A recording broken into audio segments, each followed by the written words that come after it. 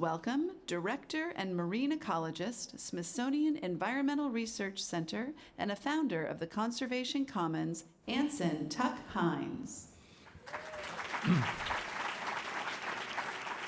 Good afternoon, everybody. I'm very pleased to be here, and the Smithsonian is very proud to host a panel dedicated to energy and efficiency this afternoon. The Smithsonian itself is committed to much increased energy efficiency and to using green energy. Even in an array of old buildings and museums, as well as the new shining museums on the mall, we now have LEED Silver and LEED Gold facilities. I'm the director of the Smithsonian Environmental Research Center out on Chesapeake Bay, and we committed to design a laboratory to the highest possible standards, the Smithsonian's first LEED Platinum facility. This is a remarkably difficult achievement, especially in a laboratory that does a lot of chemistry and with large fume hoods. Yet we achieved a 42% reduction in energy use building a geothermal well system in this field that you can see here with 250 wells drilled 430 feet deep as a giant energy exchanger to take advantage of Mother Earth herself, and 350 kilowatts of solar panels. And this was all combined with a 70% use of regionally sourced materials for building, 96% recycled construction waste, and 100% use of reclaimed water. We achieved the Green Gov Presidential Award for Building for the Future in 2015. And now we're working on designing a next building, a net zero energy building. Will not require any additional energy over the cycle of a year. So I'm really looking forward to this panel and this plenary that brings together optimism of experts who believe that business and conservation work well together and that green energy supports jobs and a vibrant economy.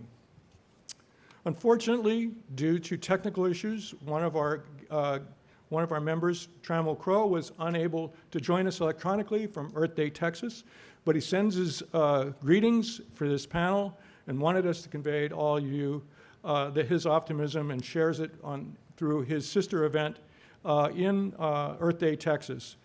The Innovation Commons that you may have seen outside, sending live feeds from them already, and Earth Day, Texas features hundreds of sessions and exhibits demonstrating various technologies and energy approaches and strategies for clean energy use for a healthy planet. Our lead-off speaker for this session, for this plenary, is an engineer who has worked in Madagascar and France and is the author of Sustainability at Work, Careers That Make a Difference. She leads the energy practice of Village Capital, a venture capital firm that is focused on providing opportunities for underserved communities and for improving resource sustainability. Please join me in welcoming Marilyn Waite.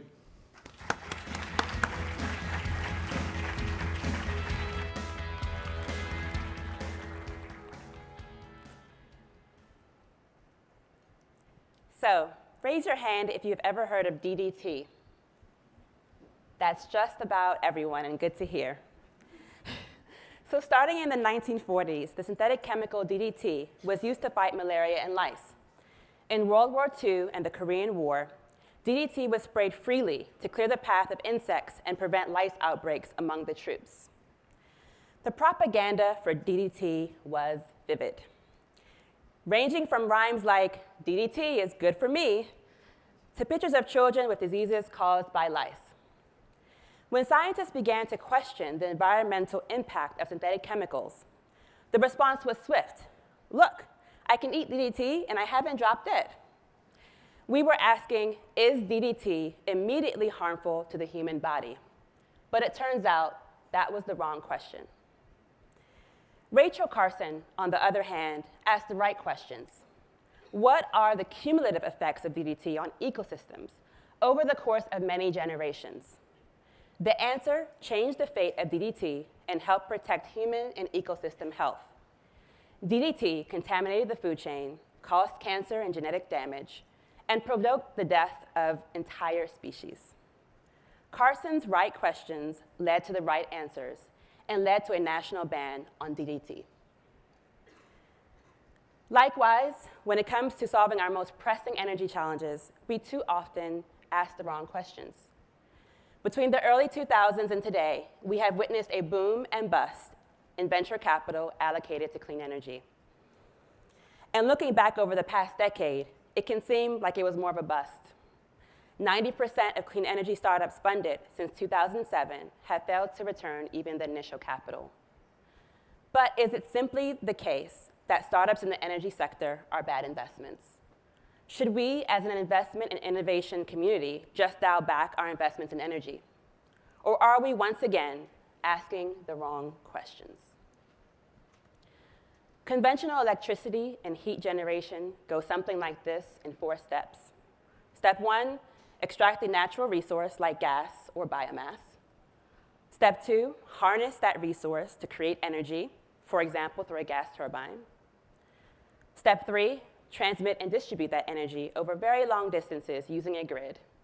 And finally, use that energy for our daily lives, like our microwaves and our electric cars. Usually, when we think about energy innovation, we think about improving something within that process, building a better light bulb, or a more efficient HVAC system. But this has gridlocked us. What if we shifted this paradigm? What if instead of asking, how do we make the energy supply chain work better, we took a step back and asked, what are solutions to ensure the ultimate end use of energy? Which is to do things like move from point A to point B, see at night, eat warm food, going back to basics. So instead of asking about more efficient light bulbs, let's ask about how we can guarantee good sight. Instead of asking about HVAC systems, let's ask about how we can live and work at comfortable temperatures. Here are 2 examples of what happens when we start asking the right questions. Question 1, how do we move goods, our clothing, our food, from point A to point B? So this is a picture of a trucking fleet in the northeast of the United States in February 2015. 400 trucks, over half of them unavailable due to a cold snap, rendering the engines unavailable. Even with low gas prices, these fleets are spending about $45,000 per year per truck on fuel alone. Plus, the fleet spend about $4,000 per truck per year on unnecessary idling equipment that manages driver comfort and vehicle uptime. This has an impact on both the planet and the financial bottom line.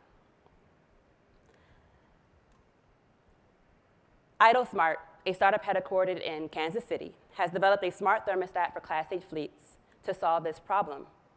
Their solution monitors a number of metrics, including battery voltage and engine temperature, is physically connected to the ignition, and allows an automatic start and stop of the truck to charge batteries or warm the engine and fuel line. They save fleets $3,000 per year per vehicle and increase vehicle uptime by up to 60%. Each IdleSmart installation yields a reduction of over 12 tons of CO2 and just under 300 grams of particulate matter per year. They have sold over 1,000 units on 4 of the top 10 fleets across the United States. The founders of IdleSmart wanted to get stuff from point A to point B and cared about driver well-being. They didn't ask themselves, how can I manipulate electrons? They asked themselves, what do truckers need? Example 2, how do we get to Mars?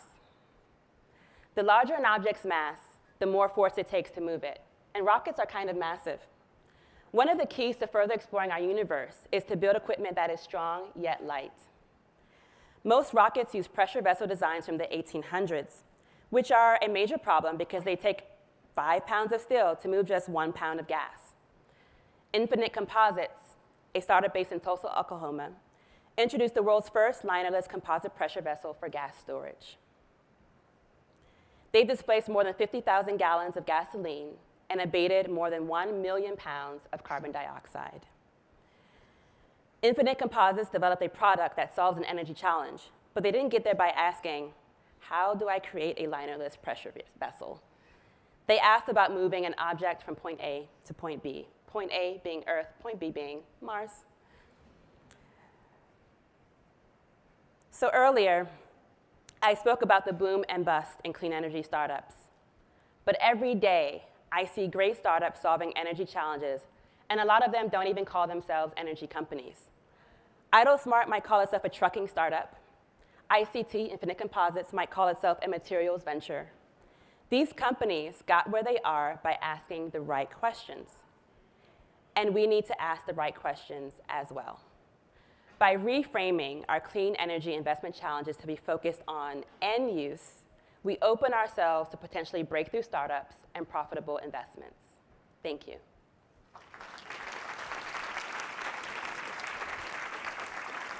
And now, please welcome MSNBC anchor and business correspondent for NBC News and MSNBC, Ali Velshi.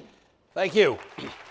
Thank you, everybody. It is an absolute pleasure to be marking Earth Day with you and knowing that we're doing so with people all around the world. This has truly become a remarkable day to understand the challenges we face and in light of this Earth Optimism Summit, to think about it this way. We mostly know what the problems are, or maybe I should say this, most people know what the problems are, but we really do need to celebrate, encourage, and understand the potential solutions to these problems. I had the honor yesterday morning on my show on MSNBC to have Secretary David Skorton of the Smithsonian join me to talk about some of those things we don't always talk about, and that there is real work and real research and real money, as Marilyn just showed, going toward solutions.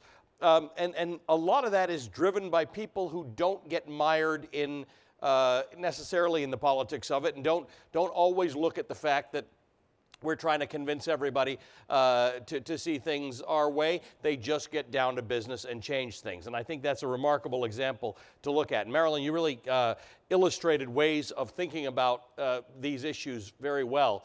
I like the idea of thinking about the end result and solving it rather than trying to fix a mechanism that we have. I tend to think of energy that way too. I think of meals as delicious energy input. And I'm going to think about that today.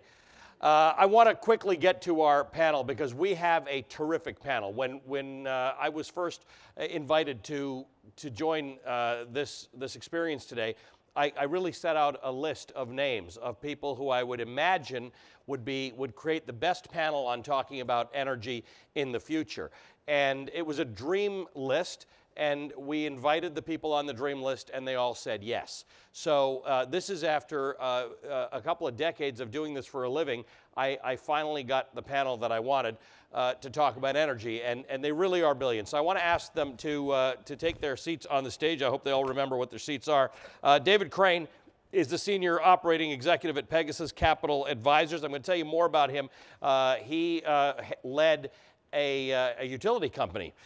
So his perspectives are going to be very interesting. Jigar Shah is the president and co-founder of Generate Capital. He's the founder and CEO of SunEdison, and he's talking to us, well, his experience is in the solar area. So we're going to learn a lot from him. He also has experience with what Marilyn was talking about, those ventures that have seen a boom and a bust and a boom and a bust phase. William McDonough is the chief executive of McDonough Innovation, who really thinks a lot about, again, what Marilyn said. How do you achieve an end result that is desirable rather than how do you fix a system? So Bill has done some fantastic, amazing things that he's going to talk to you about. And then listen, we needed to make sure we have different perspectives on here. So we thought we'd look for a red state and then a particularly conservative county and a Republican city and find its mayor. And so we've got Mayor Dale Ross of Georgetown, Texas. But just to make sure he wasn't fooling with us, we looked at the satellite imagery to confirm that he was here for the inauguration. So he's the real deal. He's going to talk to us about, importantly, he's going to talk to us about the things that matter when you're discussing the end use of electricity, both the production and the end use of energy, and that is how you use it, what makes most sense, what is sustainable for the future. So the way, and by the way, to conserve energy, we've decided to keep the the panel to the far left of the room. We're not quite sure why, but we're told it's better for energy consumption. So here's how I want to do this. The way to have this conversation, and we're going to have it with everybody, and they're going to talk to each other, and we're going to invite you to talk to us. It's going to be some weird angles for your neck, but it'll work. But the way I want to design this is that David ran an electricity company. And so many people think that's the problem. And so David's experience and the things we want to hear from him is why it doesn't have to be the problem and how to think about energy production in the future, among a number of other things that he's been involved in the energy sector. But David's got a perspective that you just don't hear of very often. We tried a number of other electricity companies' CEOs. They said no, but David agreed. Jigar has done a lot of work on solar energy. He's also done a lot of work in investing in alternative energy. He was also involved in the production of a great documentary on whether or not you can retrain people to work in the solar industry as installers, and really the larger question being, can alternative energy and green energy be a source for employment? Because that's what really moves the needle. The idea that the main concern for most people when they wake up in the morning is have they got a livelihood that allows them and their families to prosper? And Jigar has given a great deal of thought to that.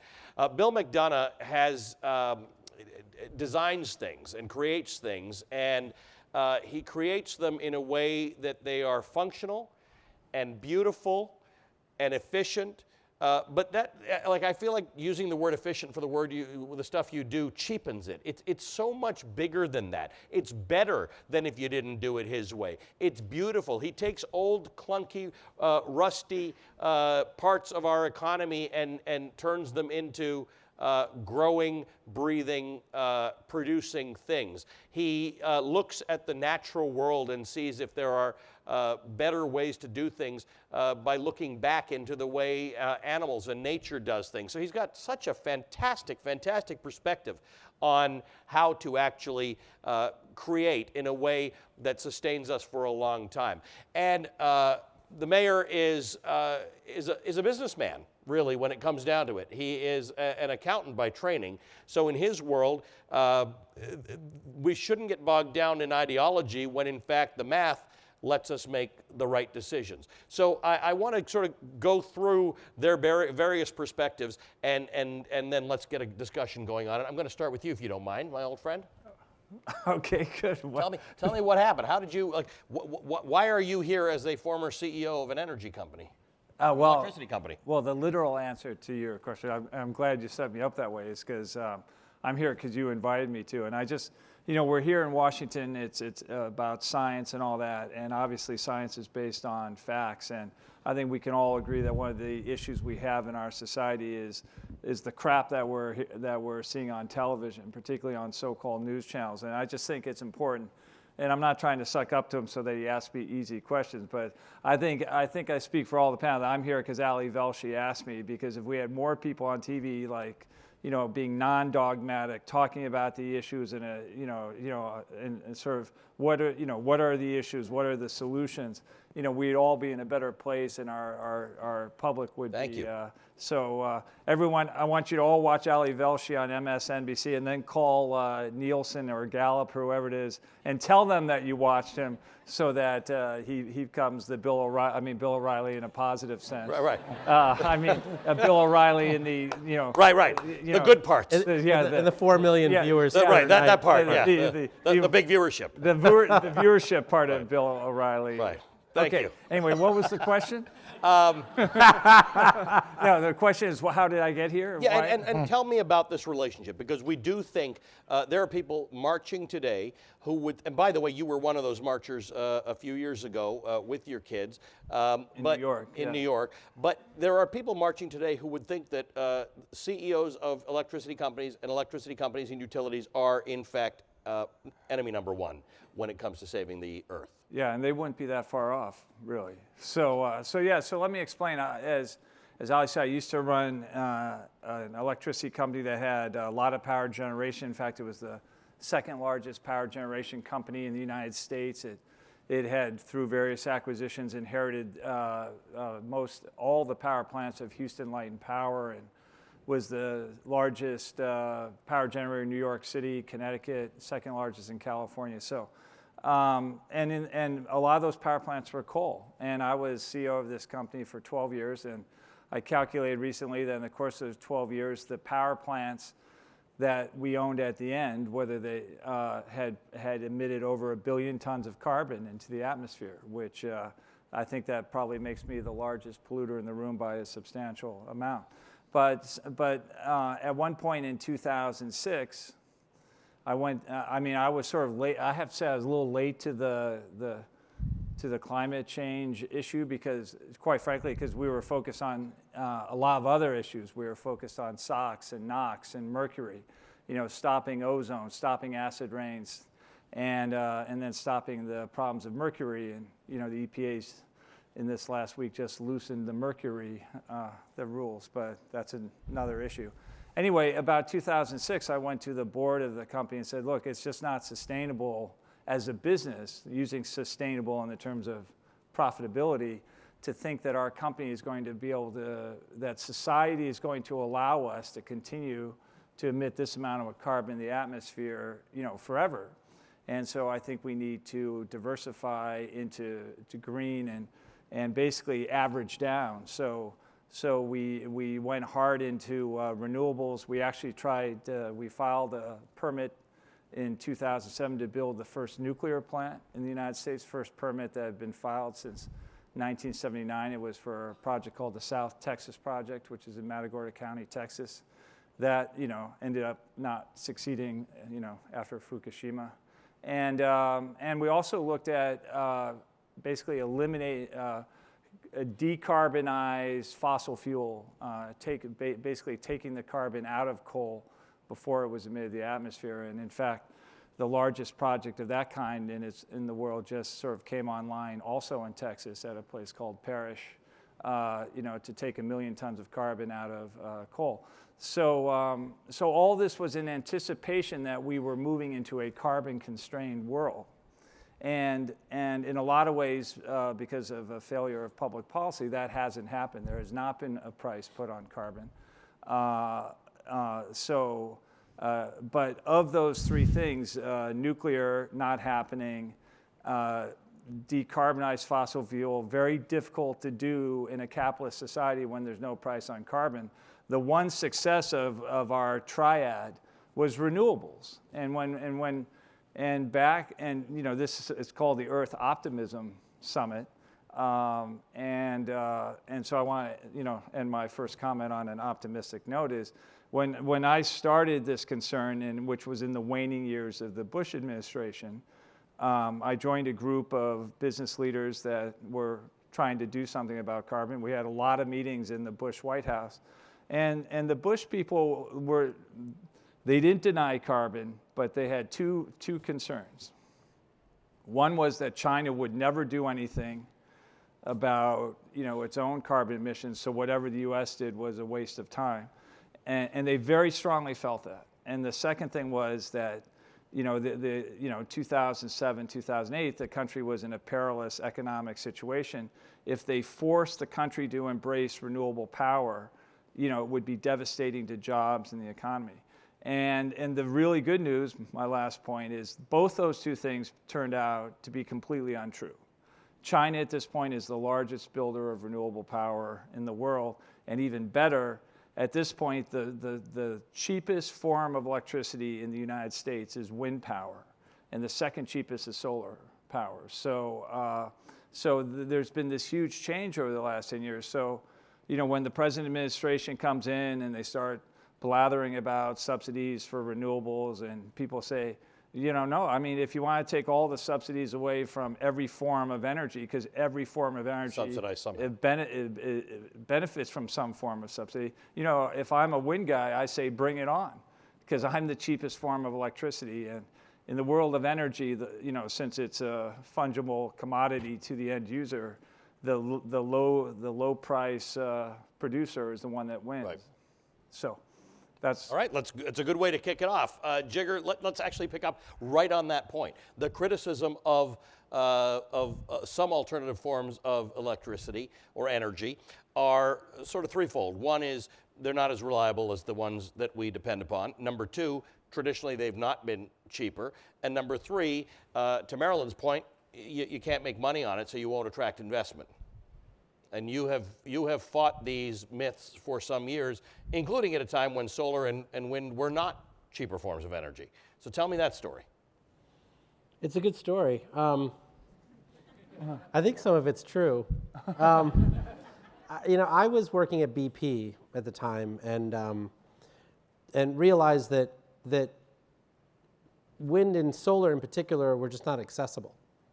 Right? I mean, you're somebody who wants to put solar on your home or put solar on your farm, and at the moment at which you have to cut a check to put that solar on your home, your kid comes over and says, "Hey, Dad, I want to go to summer camp this summer," and you end up cutting a check for summer camp instead of the solar system. And the same thing's true for Walmart. They want to buy some, chain of stores in Brazil instead of actually putting solar on the roofs of their facilities. So what we realized is we really needed to provide these technologies as a service and not as a capital sale. So we figured out how to finance solar, right? That's the main calling card that we were able to do at SunEdison. And we really pioneered this no money down, pay as you save model. And Bloomberg New Energy Finance is having their conference on Monday, and they're going to announce that, that the model that we created will have deployed $1 trillion of capital as of this year,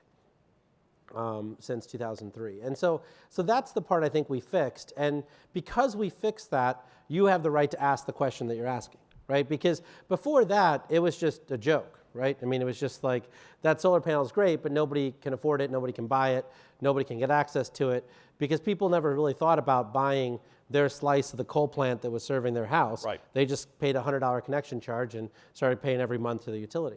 And so now that we've created that level of financing for the good stuff, we've now deployed somewhere in the neighborhood of 250,000 megawatts of clean energy using that model, which generates something on the order of 300 to 400 million tons of carbon reduced per year, which is fantastic. And I think that it's only now that we're coming to a stage where we can start to take our rightful place as, no longer being David versus Goliath, but now being Goliath, and now there's all sorts of Davids coming after us, which is cool. It's a great place to be Goliath.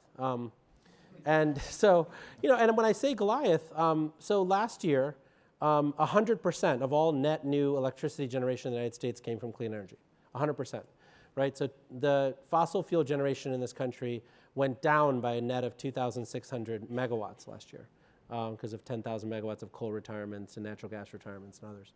And so that means that we're on track. 100% of all new net electricity came on board. On top of that, 1 out of every 50 jobs created in the country last year was in the solar industry. 1 out of every 50, right? And so when I get calls from people, from uncles and aunts who have kids who need jobs, et cetera, their number one job that they want is in the solar industry. And that makes a person feel really, really good, right? And so I think that when we talk to Mayor Ross, or we talk to Governor Perry at the time, or we talk to President Trump now, what we're talking about is real economic development, right? Now we're talking about taking the low-cost electricity that David's talking about and actually saying, we can really bring jobs to coal country in Kentucky, right? I mean, there was a coal miner that just announced yesterday that they're going to build 100 megawatts of solar with EDF and mostly put coal miners to work putting that in. And so I just think that we are now part of this, transformation that leads to the lowest unemployment rates that we've had in a decade, and all of those pieces, and so I think that the fact that you have the ability to answer that, or to ask that question,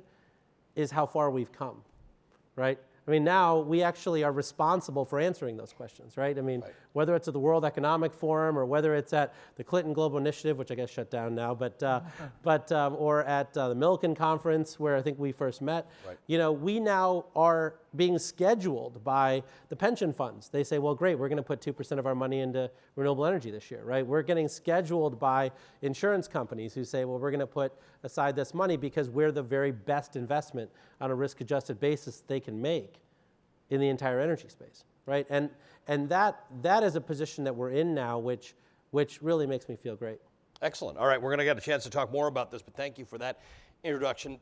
Bill, you are in the business of creating beautiful things that are, and you probably got a better word for it, that are effective, that are efficient.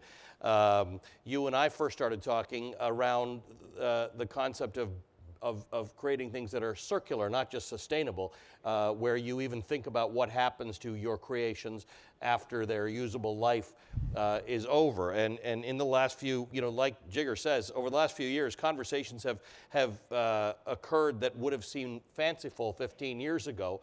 But I remember being in an X Prize thing about a year ago where they were discussing a challenge to grow a wall, a structural wall for a building entirely organically. So people are thinking about this, and you've actually been thinking about it for a very long time. Give this group some sense of what you do and be wacky about it. Like, let's really talk about the unusual stuff that you do when thinking about energy. Try to be more wacky than normal, Bill. It's like. Okay. Well, how did I get here? I was born in Tokyo, Japan, 1951, and was woken up every night by the farmers collecting our sewage. And my mother would sing us songs with her Alabama accent, with American folk songs in Japanese about the honey wagons and the night soil. So these are poop songs for 3-year-olds. And we were in heaven. So I always thought the city and the farms were one thing, which I still do. And then, because I got to see Hiroshima as a child, when I got to college, I asked my physics professor, how does a city disappear in 5 seconds? It takes so long to build things, and we destroy them so quickly. So he said, here, read this and solve this equation, and it was the special theory of relativity.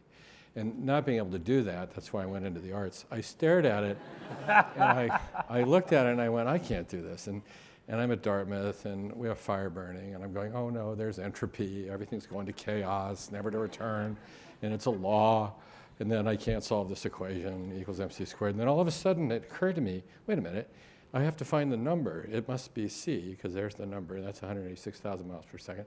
So that's a big number, that's closer to infinity for my small brain.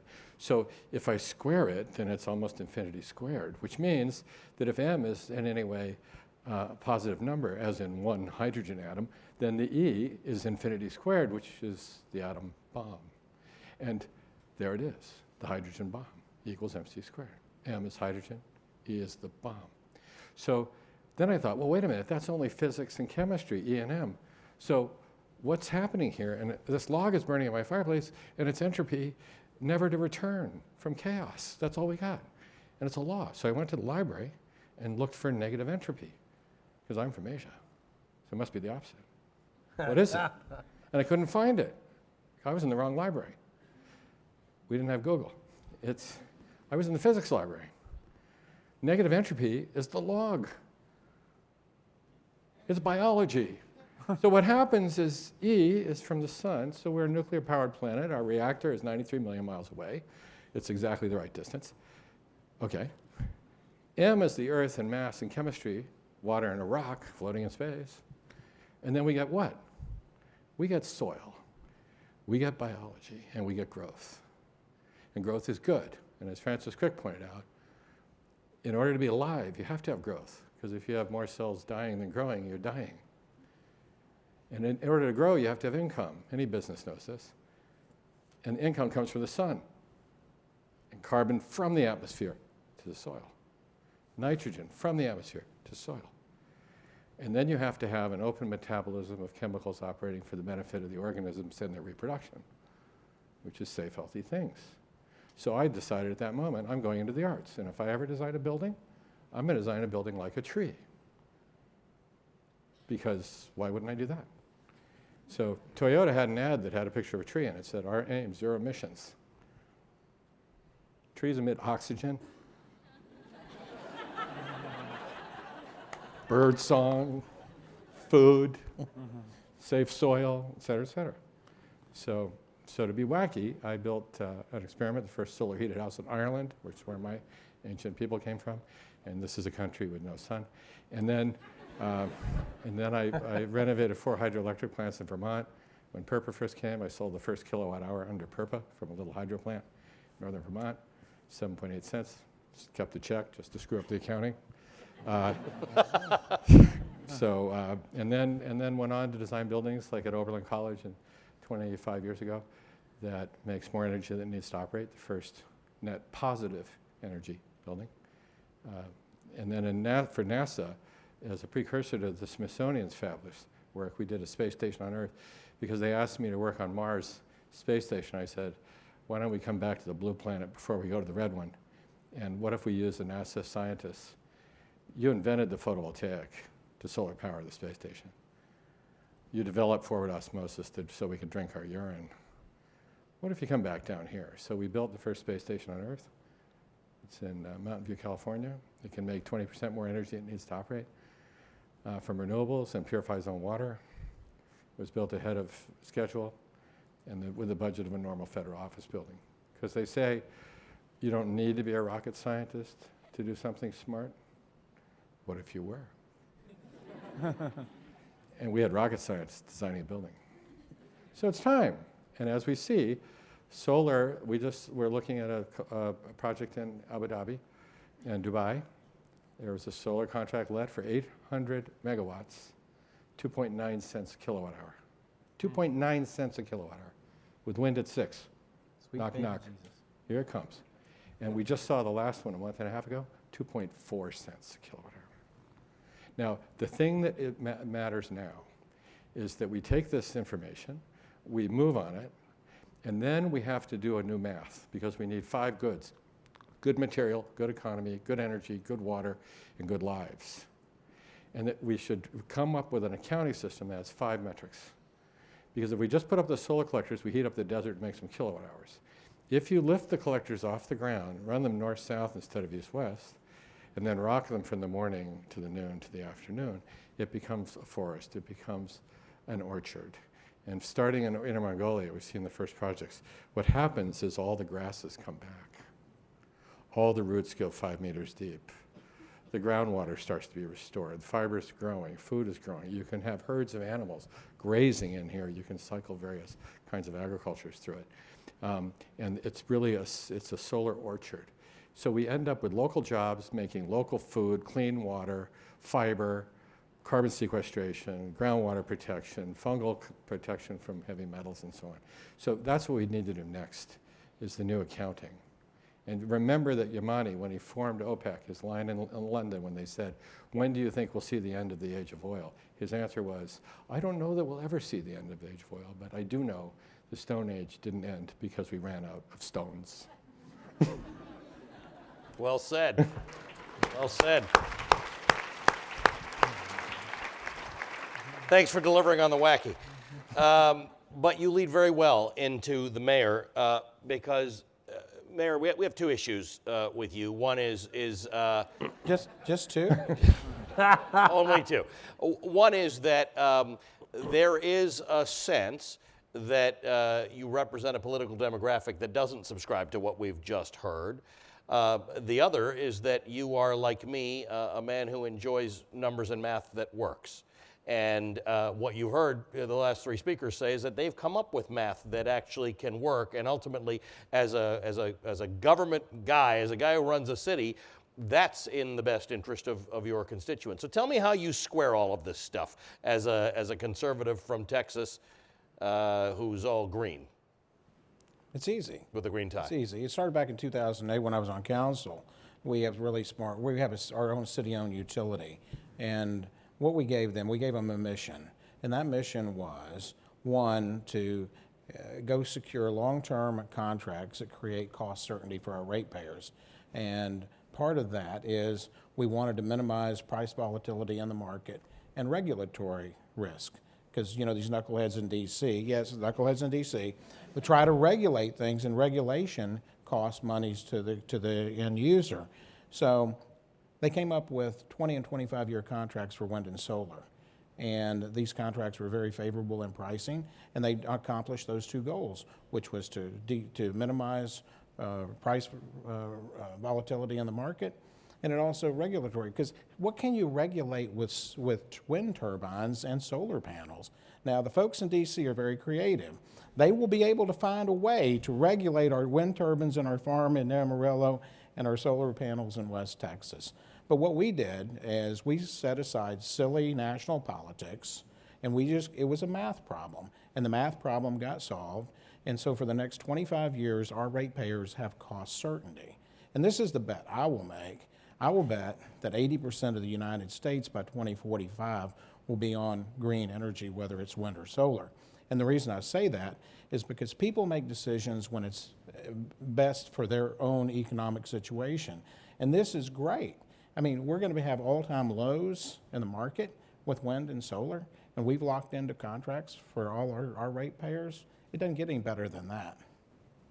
And by the way, I want to welcome you guys because you're all such experts at this to not await me to question each other or to argue or disagree with each other. But to that point of regulation, that comes back to a very key argument, David, that electricity generators and utilities have, and that is we have a basic cost of generation, we have infrastructures to maintain, we build plants based on a useful life of decades. We need certainty around regulation. I'm not saying these are incorrect, but they are the argument against change, right? Most of us still get our energy from old-fashioned carbon-burning utilities. Can they change? Will they change? Yeah, so, well, that's good. And there was actually something that the mayor said at the end that was very optimistic that I actually wanted to take issue with and be a little bit pessimistic. And to illustrate this point, I want to pick... Not the Earth Pessimism Summit. That's right. No, that one is at 6 o'clock around across town. I've carefully structured the comment I'm about to make. To make it sound optimistic? No, to end on an optimistic note. Right. I first want to drag the audience down into the gutter. So I mean, there's a bunch of young people in this room, which is, by the way, fantastic. So I don't know if I can find anyone. I will say, when I walked in, I haven't seen David for a few months, and the first thing he looked at me up and down, he said, "You could be thinner, but again, you could be fatter." So that's what he's about to do with you. Yeah, that's right.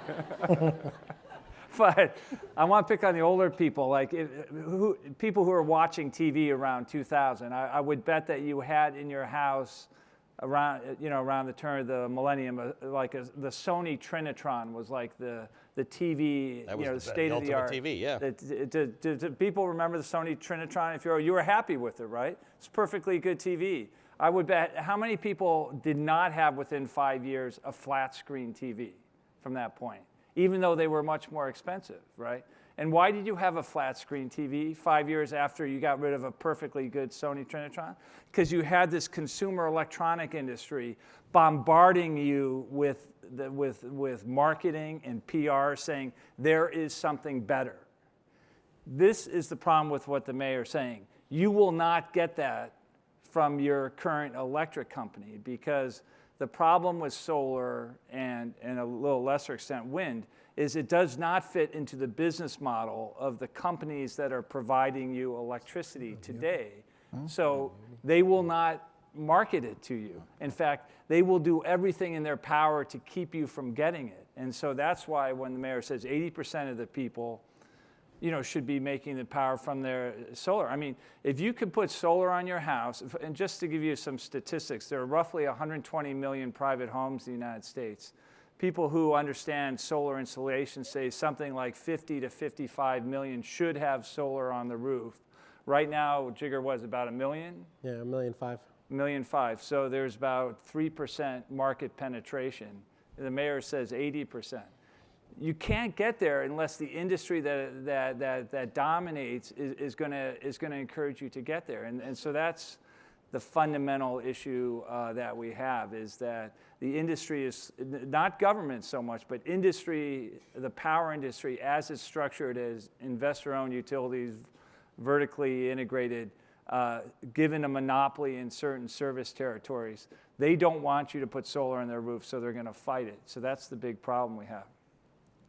Where I get optimistic is that if, like a lot of regulated industries, and believe me, I've seen this up close, I always say the most important thing if you're running a power company is not that you understand the engineering or even the financing, is that you're good at playing golf with the head of the Public Service Commission, in your state, because electric industry issues are complicated and they're boring, and the public doesn't want to hear about it. So just like the insurance industry, the industry's basic job is to get there to be a friendly regulator. So how do you break down this? I think the way you break down this, and this is just happening now, the push, and this is why days like today are important, the push has to come from the demand side. People have to stand up and say, I won't use that product, or I won't buy that company's stock, or I just won't do something if I don't like the way their product is made. I had a really unfortunate, let's take the consumer behavior, even for all the people here in Washington, it's not showing up in consumer behavior yet. I had a meeting with the head of the biggest hotel chain in the world. I was pitching this idea of an energy efficiency fund, and he said, David, my hotel owners would put all sorts of energy efficiency retrofits in their hotels if it could be demonstrated that their occupancy rate went up 0.25%. And he said, but there is simply no data to suggest that whether or not a hotel chain is greener than another hotel chain is affecting any consumer behavior anywhere in the world. So that's that's bad. But the final point But there's good somewhere. It's coming. It's coming right here, which is this. Still waiting. Wait for it. The big multinational corporations of the world, the big customer-facing ones, a lot of them are signing up to 100. General Motors, not usually a leading social indicator, signed up in September to 100% renewable by 2040.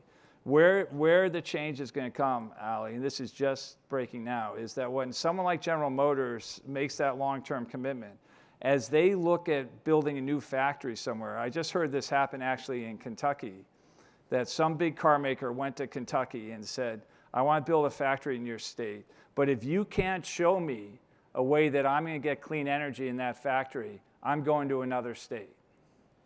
And that's, you know how important jobs are, particularly in, manufacturing jobs. A governor of a state, I don't care how, red or blue that governor is, if they hear that they're losing a factory. That's math. Yeah. That's all math. But let me tell you, I disagree with David on several points. One, what a big surprise. Look at all these young people here. These are the people that I saw this week that are going to drive change with their elected representatives. They won't put up with this. And you can't calculate their willpower out in elections, because I can tell you as an elected official, we do listen to our constituents. Second of all, I think what's wrong is there's some people that have entered into some bad contracts right now. And if it's multi-decades, okay, it may take 20 years to get those bad contracts out of the way. We had decent contracts, but we had to buy our way out of them in order to go 100% green. But it was a math problem, and that was the cost of doing business, because our timeline wasn't 1 year, 5 years, 10 years, it was 25 years. And I'll tell you, the third thing that's going to happen by 2045 is Congress is going to deregulate it. So the great state of Texas, we have our radiant factor in West Texas is off the charts. Our windmills up in the Panhandle, the wind tunnel there, it goes from Montana all the way down to Corpus Christi.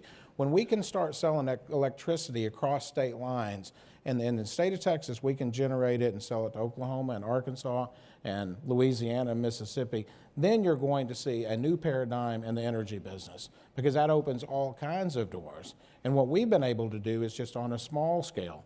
You can do that on a larger scale. And when you have Exxon, one of the largest fossil fuel producing companies in the world, investing millions and millions of dollars in green energy, they're not going to be left behind and they're going to become a bigger player in the green energy, and that's my I prediction. mean, just to back up David and Dale, I think, I mean, I've been sort of in the muckraking business, which is why I apologize. I'm wearing my jeans and my shit kickers, but it's because, I was speaking to the March on Science, and I think, I mean, just to back up both of them, the Gulf thing really does work, right, with the regulator.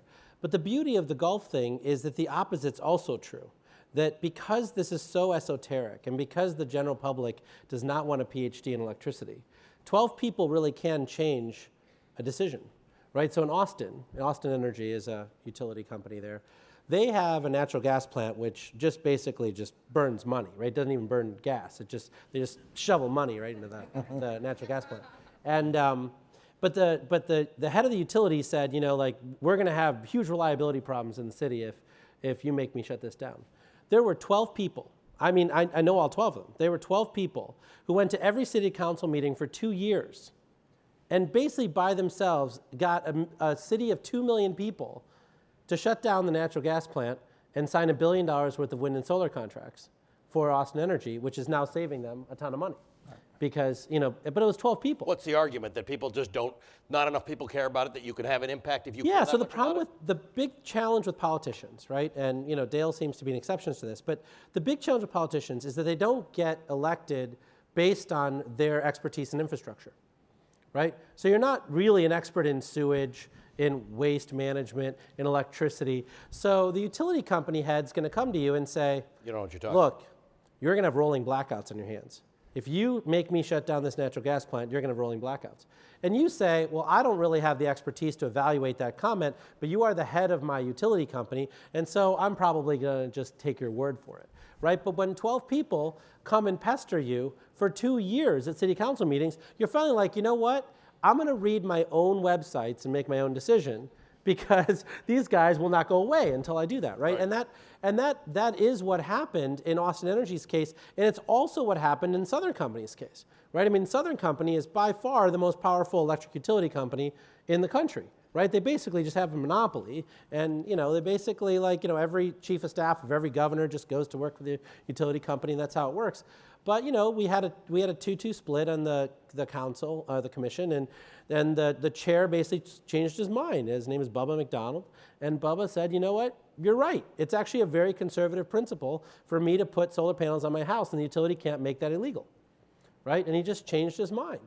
And then when Southern Company decided, well, we're just going to waste, $4 billion on the Kemper coal plant in Mississippi and another $4 billion on a nuclear plant in Georgia, the AARP was actually filing motions at the Public Service Commission saying, we have people on fixed incomes, and you just raised our rates 12.5% for a nuclear plant that doesn't actually even work yet, right? And so we want access to energy efficiency solutions. We want access to clean energy. We want access to all the things that you've been telling us currently don't make financial sense or don't work or whatever else. And now Georgia, 100% of their energy, new energy installations the last 3 years have been solar.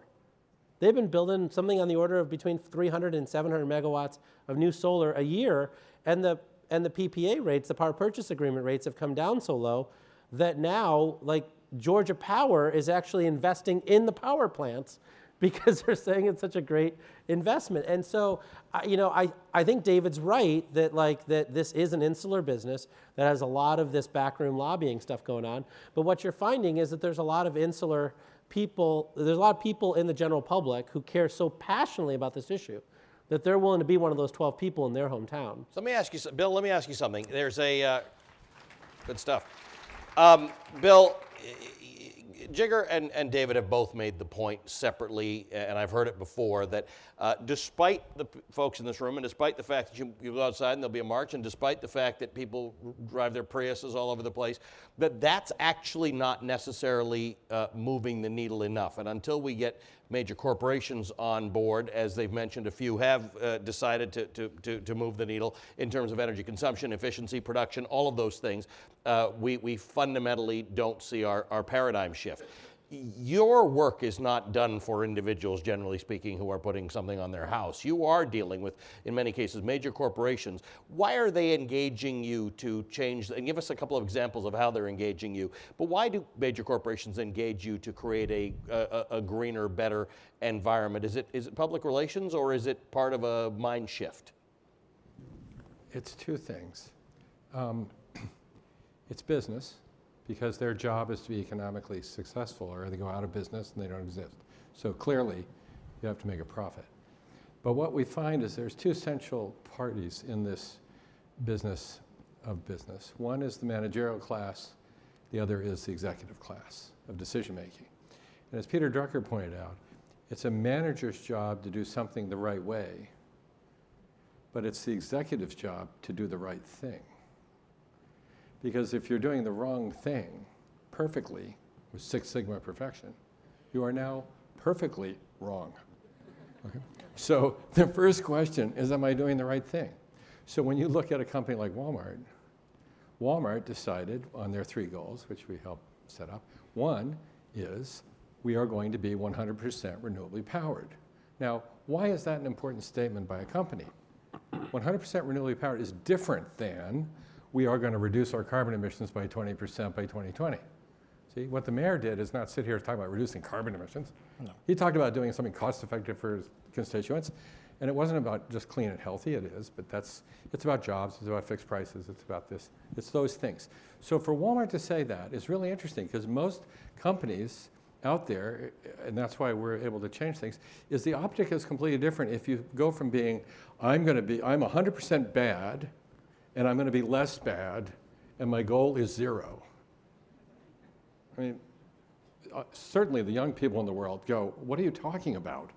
You're going to be less bad as if that's good. You're confusing Plato and Aristotle, because there's more and less, that's Aristotle, truth and science, and then there's good and bad, that's human behavior and values. So we really want to talk about our values, and then we talk about value.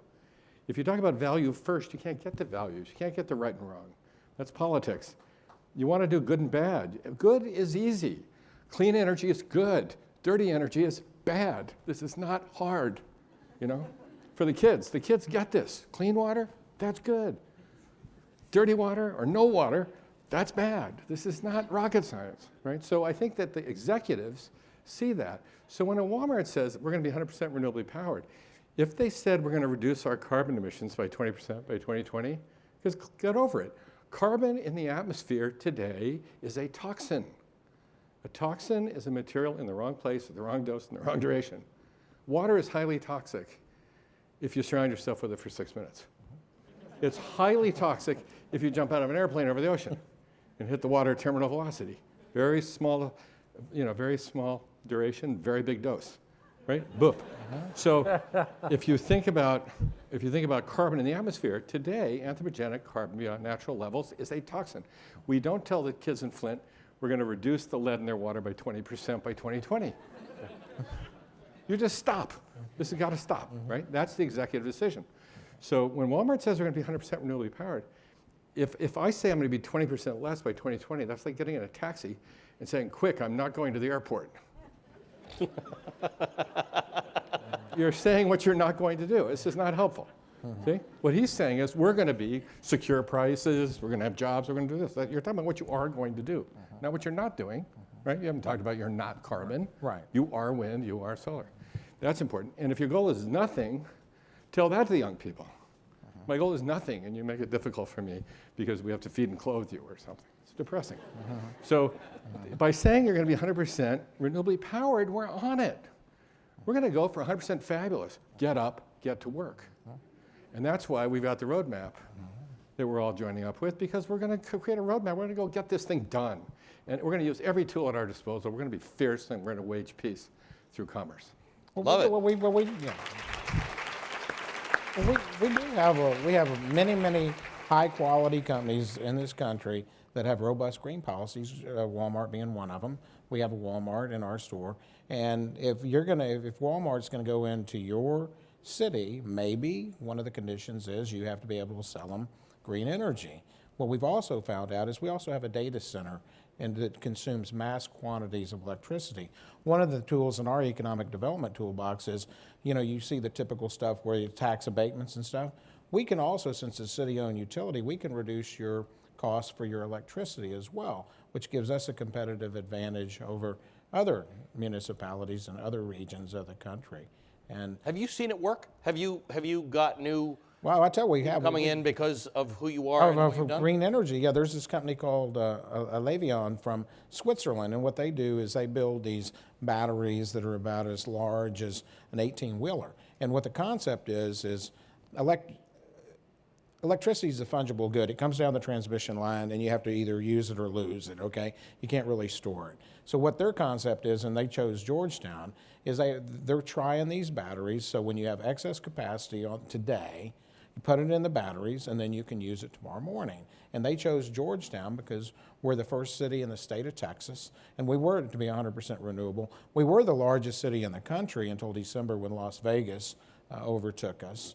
But if this stuff was easy, anybody would do it, and it's getting easier. How's it go over in your circles with your fellow mayors of Texas, fellow Republican mayors of Texas, let's say, when you have your parties, your barbecues? Well, what are the They give you a wedgie or something? Well, Steve Adler. Now he's a mayor of Austin. He's a Democrat, Right. And so he hangs out with us some too. But sometimes. And Austin, their slogan is "Keep Austin weird." Right. And in Georgetown, we say, Austin, keep your weird. We don't want them. We don't, because you come 30 miles north of Austin, you get into Williamson County. We're not law and order, but if you're found not guilty, you get probation, and if you're found guilty, I'm just saying, it could be a long stay, or came to Georgetown on vacation and left on probation. We're a little bit red there. But again, But you don't have this problem. In other words, do you struggle with explaining to others that this to you is math, this to you is good business, this to you is sustainable for your constituents? right? Yeah, absolutely. It's truly a math problem, and it's a long-term strategic decision that we made to take care of our ratepayers. Right. And we also had the largest acquisition in a utility company in the state of Texas history 2 years ago, where we merged with Chisholm Trail. So now these are the folks that live outside the city limits, but they're in our ETJ. Right. So now we're even having more green energy, and we'll have enough green energy. And did I mention we're the fastest growing city in the country for over 50,000? So our contracts even factor into this growth, which is about 8 to 9% a year. Doesn't look like that's going to slow down for over the next 4 to 5 years. So you'll see us continue to grow. There'll be the need to continue to produce green energy, and we're up to the task. Yeah, I mean, Ali, we work with hundreds of county commissioners and mayors around the country to build the projects that we're funding. And what you find is that, we're sort of in that last hurdle, that last throw of the fight, right? Is that if the mayor is genuinely interested in actually helping their people, right, which is really around job creation, property taxes, some of those kinds of things, then it's an easy conversation. You're just like, it's a math problem, right? And I think, but there are some folks who are actually in it to protect vested interests, right? And saying, well, we have this coal plant, and, like in Montana, this is very typical in all of Montana, right? Where they said, we made a mistake, we signed these 20-year coal contracts, and, every time we sign a contract with you, we actually are still forced to overpay for that coal power. And so we're sort of against signing a contract with you because we're in bed with these guys, right? And we have that fight. We have to do that fight, right? But that fight is not rational around math. That fight is around, folks who've already made some sort of bedfellow decision and now has to unwind, right? And you see that in Wyoming. You see that in some of these other places where they've just made a bad deal. They made a bad contract, and now Or at least maybe it was it a deal that made sense when they made it. It didn't make sense when they made it. Remember that guy with the sweater at the debate, for the presidential debate? Everybody remembers him. Right. So he works at the Prairie State coal plant, which was built just in 2013. Right, in Illinois. It didn't make sense when they built that plant. Right. Right, but they built it anyway, and there are over 30 communities who own a piece of that plant. So the way that that works is that you own that plant. That plant actually sells the power into the wholesale market. And then the net profit that it makes goes back to its shareholders, right? And all the while, those communities actually pay the bond payments on that plant. That plant is so economically disadvantaged that it loses money selling power in the wholesale markets. So not only do those cities have to actually pay the bonds, but they also have to pay a loss payment every year for the amount of money that that plant loses. It's like having a teenager. Right. So those 30 communities are now having an active Not conversation. going to get an education.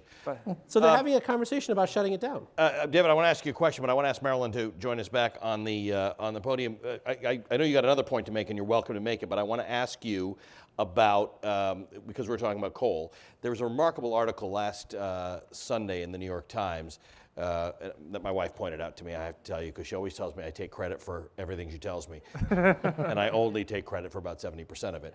And it mentioned that because of the move to online retailing, more retail jobs have been lost in the last 6 months, about 89,000, than the entirety of the number of people employed in the coal sector in the United States, in coal mining. Yeah. And so it's interesting because coal mining has become a political issue because it's concentrated in towns in the same way that car manufacturing is. If you lose a coal plant, it affects everybody. But in fact, we've lost far more and will continue to lose far more retail jobs because that's the way things are going, unfortunately. Yeah. There's no real fix for it. Well, I mean, this whole question of jobs, and I do think jobs is the most important thing because jobs is the language that both parties speak. It's right. Like, how do we create jobs? And like Jigar has said, the solar industry has actually created an extraordinary number of jobs in the last few years. But I take limited comfort in that fact because the fact that we've become so partisan in Washington, it's clear that this administration actually isn't interested in aggregate jobs. It's interested in jobs of Trump voters. And the President Trump went to coal country and said, I'm going to save your job. So the fact that solar's created 200,000 and there are only 80,000 total in the coal industry, if you have an administration hell-bent on doing something for those 80,000, it doesn't really matter. Having said that, so when people say like a Kentucky coal company is doing a solar plant or the museum, the coal museum in Kentucky is putting solar panels on the roof. That gives me some comfort, but aggregate job totals, loss of jobs in retail, I just think it comes back to this point and recognizing that everyone in this audience is here in Washington today because they have at least some degree of activism built into their bloodstream. I think if you look at the pressure points in our society and you're trying to have maximum impact right now over, let's say, the next 3 years and 10 months, you can stand outside the EPA and bitch about, EPA Administrator Pruitt, but he doesn't give a crap what you think.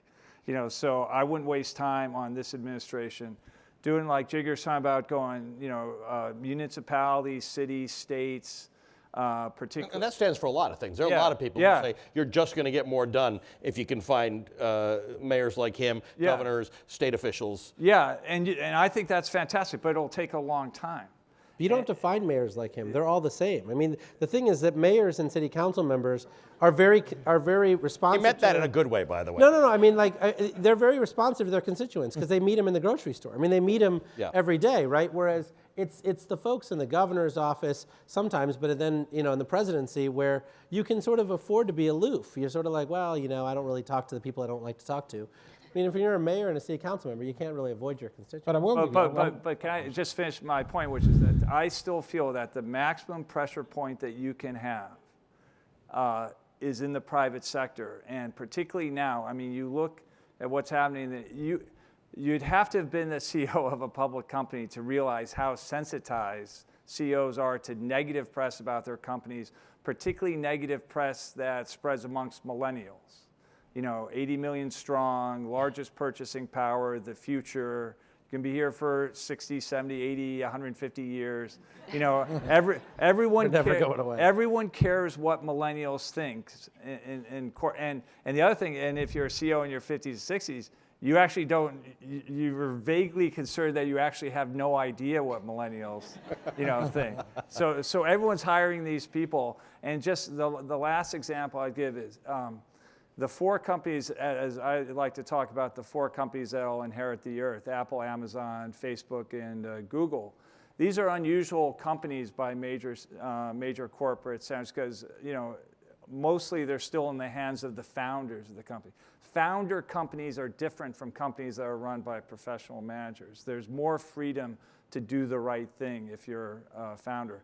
But data centers, big thing. There's a data center war between these 4 and also with Microsoft.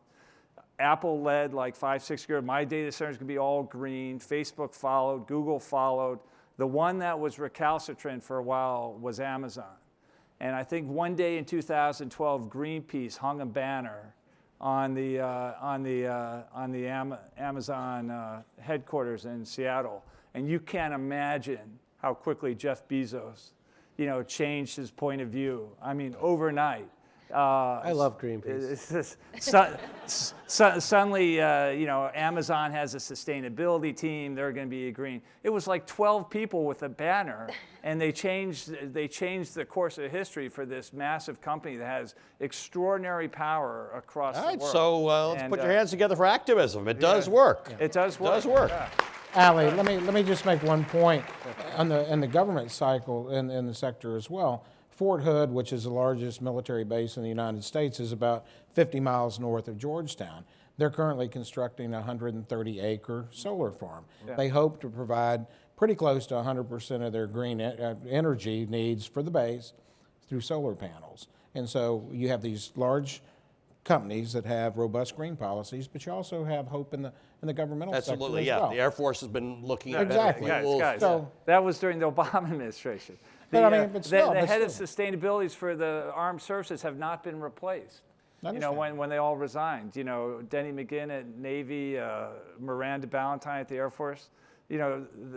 The military was great, but that was in a Democratic administration. That ain't coming back, guys. So. Listen, wait a week, we may have a government shutdown, so we won't have to worry about the government. All right, Marilyn's back with us. Thank you for setting this up, because as you can see, the spirit of your introduction has sustained all the way through. But let's look at end results and figure out how that's done. I want to take some questions. We got some people with mics. Where do I see? I see a mic over there, right? And I see a mic over there. Just show me your hand if you have a question. Yeah, go to that woman who you just seen right there, yeah. Let's start with that. We'll see what we can do. We only have a few minutes, but please ask. Try and be as specific as you can so we can get an answer. Sure. The topic was energy and efficiency. We've heard a lot about energy. Efficiency, if you look at the buildings that exist today, for example, 80% of what you see today will be here 50 years from now. Can we talk a little bit about trends that you're seeing and what you folks are doing on the efficiency side? Very good. I want to get to Bill this because it's not a topic we got to you on yet, but this is what you think about all the time. Well, it's a great question. It's the 800-pound gorilla is the existing infrastructure. I think what we're seeing, let me just for fun jump ahead. We're seeing 2 things that I think you'll be amazed by. One is a new kind of window that we're looking at that you can put into an existing window, and we're doing it for Home Depot and other people now to look at. And it's something you just put there, and all of a sudden your window's triple glazed, like that. And it's beautiful. So I think we're going to see some of that kind of thing to help people just make it easy, get on with it for efficiency. That we also see that the insulation and weather stripping is so simple, and the cost benefits can be 1-2 year paybacks. Those are pretty straightforward. But I think what we're also going to see is graphene is going to show up in an astonishing way. A single layer of carbon atoms in a hexagonal grid, 30 times more conductive than copper.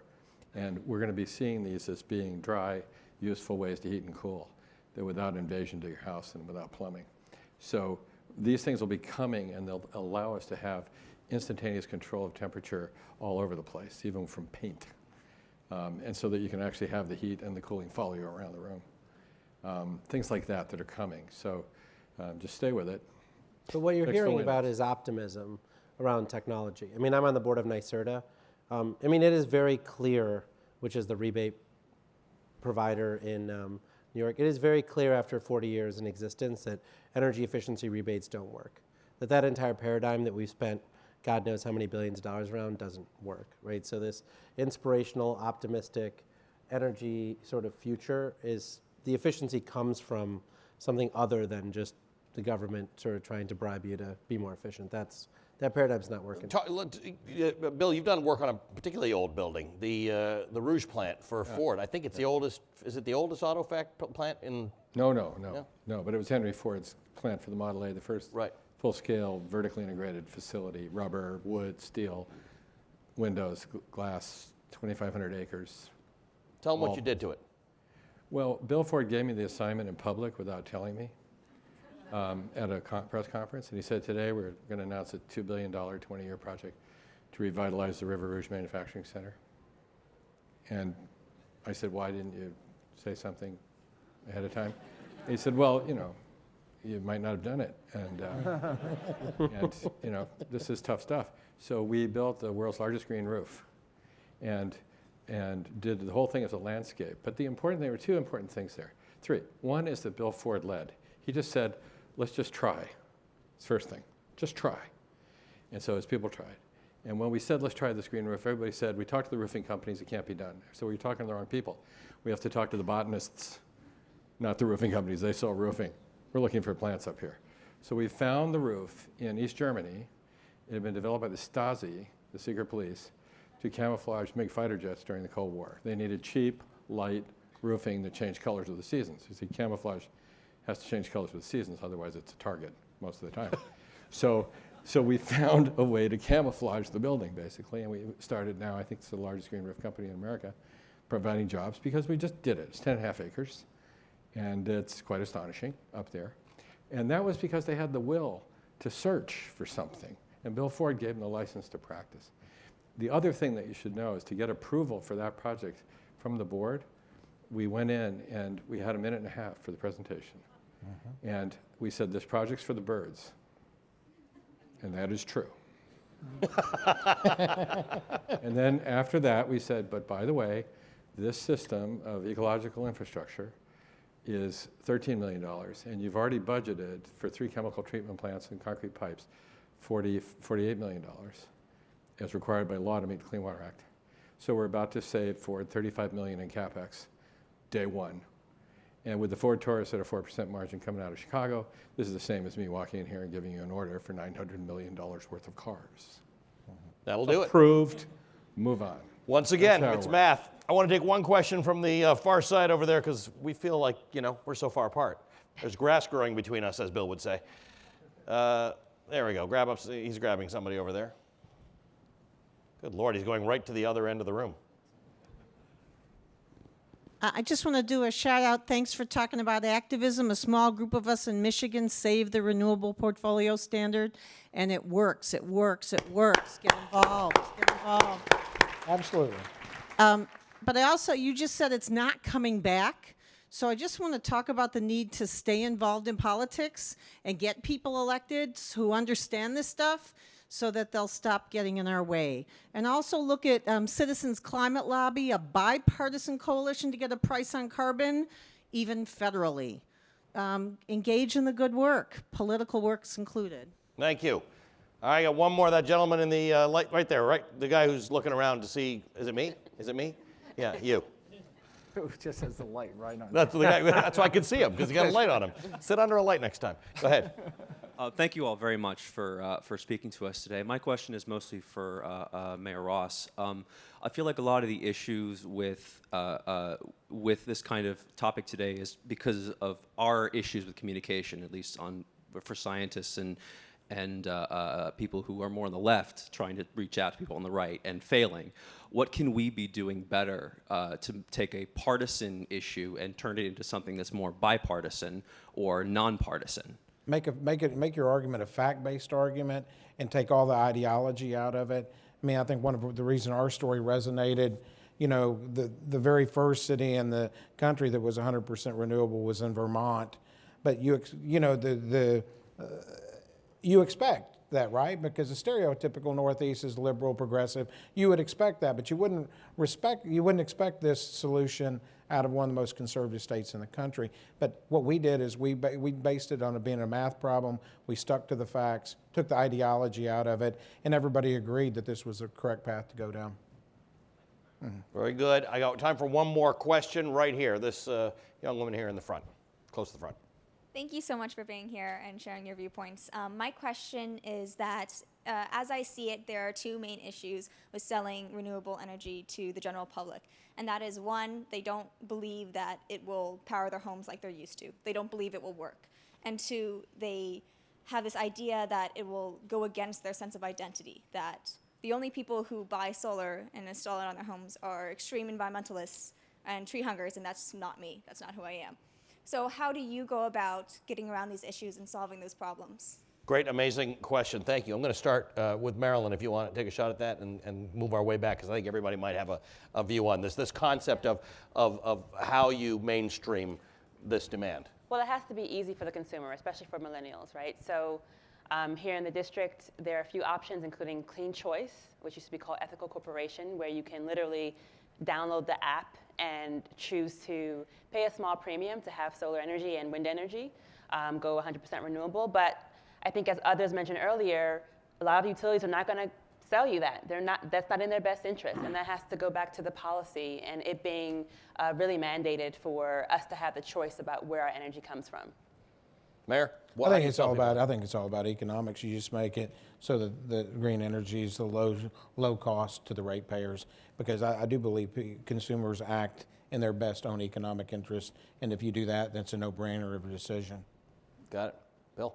I think people make decisions based on cost, performance, and aesthetics, since I have to represent that part of the equation. That's why you're here, and and one you're of the good looking. things, but I think beauty really matters, and I think one of the things that Elon Musk just did that was brilliant is come up with solar tiles for roofs that look like tiles for roofs. So if you're in Santa Barbara or New Jersey, you can have a slate roof or you can have a clay tile roof, and your house looks like it's supposed to look as far as you're concerned.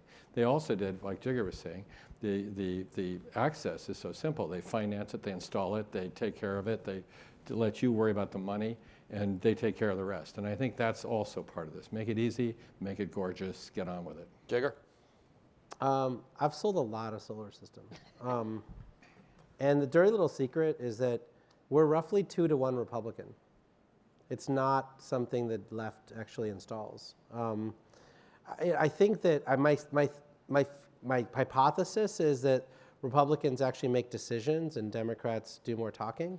But when you do the data, it's a little bit different in California. It's about 55% Republican, 45% Democrat. But in the other parts of the country, it's 2-to-1 Republicans putting solar on their homes and businesses faster than Democrats. So I think you're probably playing a little bit into the sort of like the story line. The data doesn't support your hypothesis. We're going to have security walk Jigar out. David? Well, yeah, I sort of agree and disagree with Jigar. Agree on the facts, and which is actually, the premise of your question is wrong. In the state that I'm from, New Jersey, which is the third largest, I think, home solar state, the two demographics that generally buy solar are working class and elderly. And I don't know how it breaks down Democrat or Republican, but it's not tree huggers. And I would say to you, that's because the way, in a move that was pioneered by Jigar, that solar is still sold in the United States is basically, you lend me your roof and I will give you $10 a month off your utility bill, and it's no money down. And that was necessary to get the industry going. But I would say the problem now is that that the industry is not appealing to the moral dimension. As a person with, children that are now, entering their 20s, I feel like, the way that one should look at this is that the best thing I ever did for my children was, obviously just assisting my wife, bringing them into the world. The second best thing I did for them was give them, the best education that they, could, get into and we could afford. But the third thing that you should do for your children is recognize this issue, because this is the moral imperative of climate change, is that this is an intergenerational issue. And for people of my age, this is what we need to bequeath to our children. So when a homeowner decides to put solar on their roof, it shouldn't just be about saving $10 a month. This is a gift that you've given your children. This is something that you have done, to make this world, a better place for the next generation. And that part of it is not being celebrated enough by the business world. We are unfortunately out of time. Those questions are great, which is why I tried to get a bunch of them in. This was fantastic. This is the most enjoyable, informative panel on energy that I've been a part of. So thank you so much for your fantastic cooperation. How about a hand for Allie? No. Thank you. Thank you for your interest and your activism and for coming out to get a little smarter about the whole thing. I'll be back tomorrow for a session tomorrow morning. It is at 11 o'clock. We're going to be wrapping things up then, so please join me again. But what a terrific time. Thank you to all of you, and thank you to our great panelists. Thank you all for coming.